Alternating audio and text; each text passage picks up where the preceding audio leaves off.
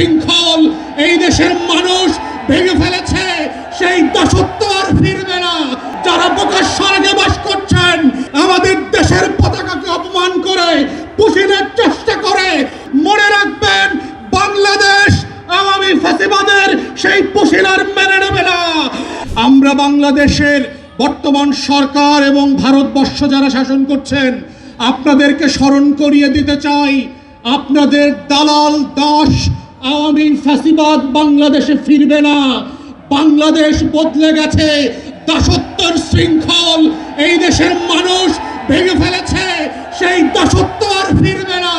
যারা প্রকাশ্যে বাস করছেন, আগামী দিনে আমাদের দেশের পতাকাকে অপমান করে পুষিনের চেষ্টা করে হাজার হাজার ভারতীয় নাগরিককে অনুপ্রবেশকারী বানিয়ে রাত 2টার সময় বিভিন্ন লোকেশনে ফেরত পাঠাচ্ছেন।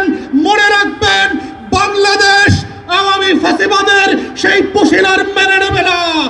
সীমান্ত হত্যার নামে যা শুরু করেছেন, এই সীমান্ত হত্যা যদি বন্ধ না করেন, বিজিবির সদস্যদের আচরণ থেকে যদি না শেখেন, সীমান্তবর্তী বাংলাদেশি নাগরিকদের অ্যাটিটিউড থেকে যদি না শেখেন, তাহলে প্রকাশ্যে বাস করছেন দিল্লির আধিপত্যবাদ আমরা ত্রয়োদশ সংসদে মেনে নেই নাই, 13-14 সেঞ্চুরিতে মেনে নেই নাই।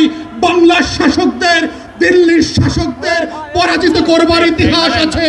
শিক্ষা নিয়ে ব্যবস্থা নেন, আপনার ফরেন পলিসি চেঞ্জ করেন।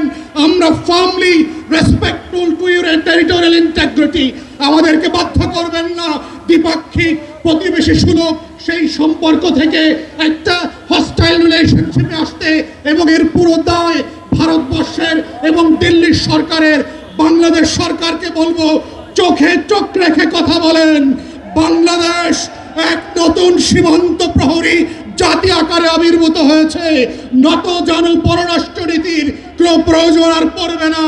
আসেন, আপনারা যতদিন সাহসীভাবে ভূমিকা রাখবেন, বাংলাদেশের প্রত্যেকটা নাগরিক 11 দল হোক আর 11 দলের বাইরে হোক, আমরা আপনাদের পাশে থাকব লাল সবুজের পতাকাকে পাহারা দেওয়ার জন্য। সেই আহ্বান রেখে আমার বক্তব্য এখানেই শেষ করছি। আসসালামু আলাইকুম।